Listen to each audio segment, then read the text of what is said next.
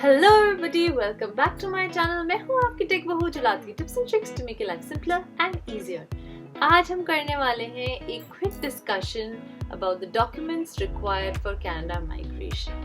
तो जब आप कनाडा माइग्रेशन के लिए अप्लाई कर रहे होते हैं, सबसे इम्पोर्टेंट चीज़ें जो आपकी स्कोर कैलकुलेशन के बाद आती हैं वो है डॉक्यूमेंट्स कलेक्ट करना। अगर आप स्कोर कैलकुलेशन देखना चाहते हैं तो इसी वीडियो पे आप मेरा वीडियो देख सकते हैं। ये वीडियो मैंने बनाया था कि आप अपने स्कोर कैलकुलेट कैसे कर सकते हैं और अपनी एलिजिबिलिटी क्राइटेरिया कैसे चेक कर सकते हैं। Without any due, let's get started. तो सबसे पहले बचपन से स्टार्ट करते हैं, बर्थ रिलेटेड। सो आपको चाहिए होगा अपना बर्थ सर्टिफिकेट, और ये बर्थ सर्टिफिकेट इंग्लिश में ही होना चाहिए।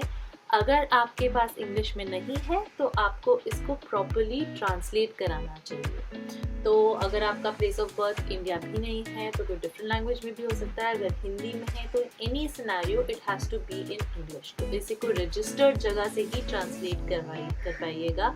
And the next thing is, अगर आपके पास बर्थ सर्टिफिकेट ना हो तो आपको एक birth certificate not found document मंगाना पड़ेगा। ये अगर आप कोई सिटी में बॉर्न हुए हैं, आप उस सिटी में जाके पूछेंगे। अगर वो नहीं है तो आप उनसे रिक्वेस्ट करेंगे तो आप प्लीज़ मेरे को एक birth certificate not found document provide कीजिए। तो ये हो गया बर्थ रिलेटेड। अब चलते हैं एजुकेशन की तरफ। 10th की मार्कशीट, 12th की मार्कशीट, कॉलेज की मार्कशीट्स, बैचलर्स, मास्टर्स और उसके ऊपर भी अगर आपने पढ़ाई की हो तो, और ये आपको WES एक्रेडिटेशन होनी चाहिए। तो जस्ट सेइंग कि मेरे पास डिग्री है इज़ नॉट इनफ। आपको एक सर्विस WES की सर्विस लेनी पड़ती है जो वेरीफाई करती है कि ये डिग्री वैलिड है और हम इस डिग्री को मानते हैं। इसकी प्रोसेस के लिए एक और वीडियो है जहाँ पर हमसे बाद में देख सकते हैं। अब चलते हैं वर्क की तरफ। फर्स्ट स्टेप होगा, आप डिवाइड कीजिए आप कितनी कंपनीज में आपने काम किया है रिसेंटली और from the beginning of time. और फिर एक एक कंपनी के लिए आपको कलेक्ट करना होगा अपॉइंटमेंट लेटर, रिलीविंग लेटर। जो रिलीविंग अगर आपकी करंट कंपनी नहीं है तो, अगर आपकी करंट कंपनी है तो उसकी ज़रूरत नहीं है। एक्सपीरियंस लेटर, अगेन ये experience letter sounds like a document that will be required अगर आप उस कंपनी में काम नहीं कर रहे हो, लेकिन it is required even if you are working in the company.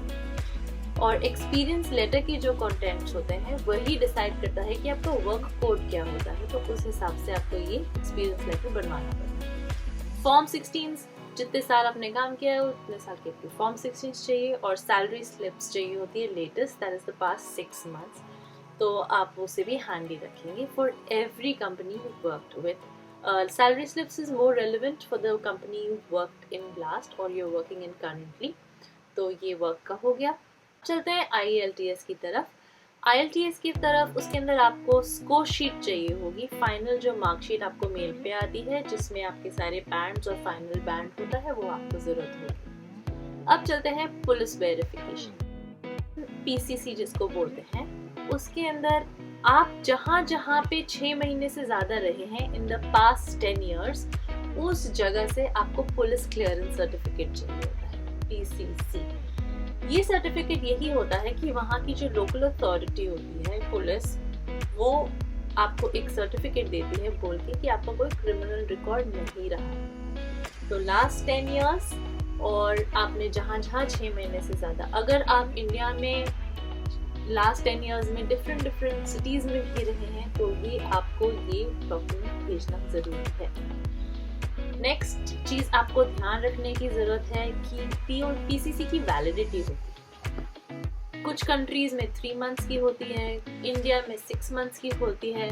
तो आपको इसकी वैलिडिटी को ध्यान में रखते हुए ही अप्लाई करना चाहिए। जब बिल्कुल ज़रूरत हो तब अप्लाई करना चाहिए, नहीं तो this will result in duplicate payments. आपको हर PCC के लिए पे करना पड़ेगा, इसलिए बेटर होगा कि आप पूरा स्केड्यूल समझ के फिर उसके लिए अप्लाई करें। तो आपको इसकी ज़रूरत जब आप फेडरल के लिए अप्लाई कर रहे होंगे तब पड़ेगी, और इसी हिसाब से आप उसको टाइम करके अप्लाई करेंगे।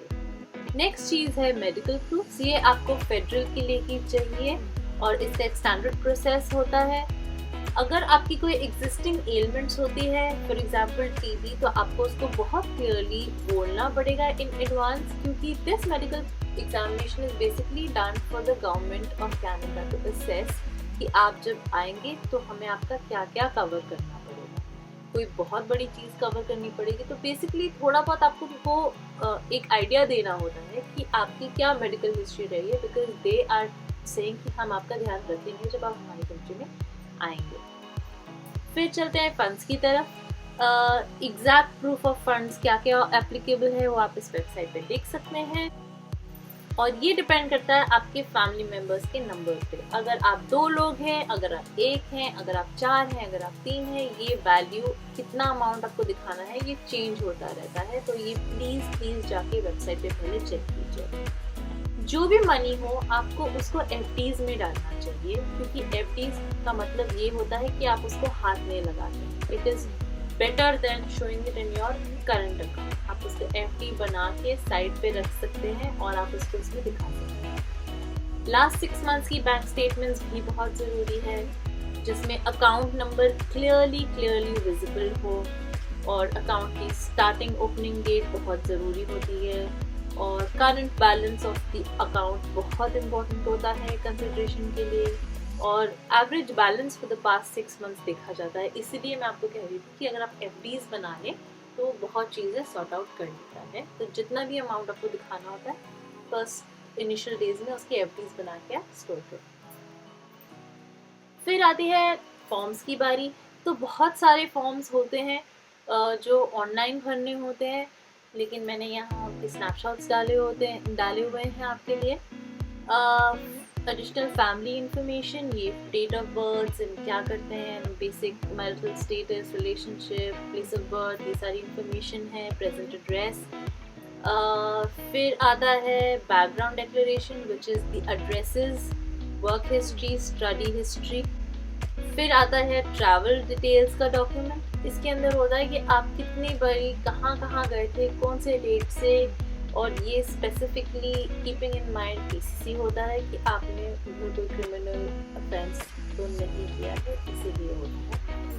और फिर कुछ लोकल प्रूफ्स आपको हैंडी रखने चाहिए, जैसे मैरिज सर्टिफिकेट, अगर आपने नेम चेंज किया हुआ तो उसका एफिडेविट, पासपोर्ट्स जिसमें सारे पेजेस जहाँ आपने ट्रैवल किया है, जहाँ के स्टैम्प्स लगे हैं सब उसमें होना चाहिए, और आधार कार्ड आप रख लीजिए क्योंकि वो कहीं ना कहीं आपको काम आएगा ही आएगा। और कुछ चीज़ें जो मैं आपको बताना चाहूँगी वो है resume, up to date resume, photos as per the CIC website specification, और सबसे ज़्यादा बढ़िया बेस्ट इंफॉर्मेशन आपको मिलेगी CIC की वेबसाइट पे। तो आप ब्लाइंडली CIC की वेबसाइट पे कुछ भी लिखा होगा वो सही ही होगा, तो आप प्लीज़ उस वेबसाइट को ज़रूर रेफर कीजिए और उसी को फॉलो कीजिए, because that is the one which will give you the best information. So that's it guys, I hope you find this video very useful. अगर आपके कोई questions हो, concerns हो, please let me know in the comments box so that I can answer your concerns. Please stay tuned to this channel, subscribe करना मत भूलिएगा। ऐसी बहुत सारी useful information के लिए टेक बबू आपके लिए हमेशा अवेलेबल रहेगी। Till next time, this is your Tech Bubble signing.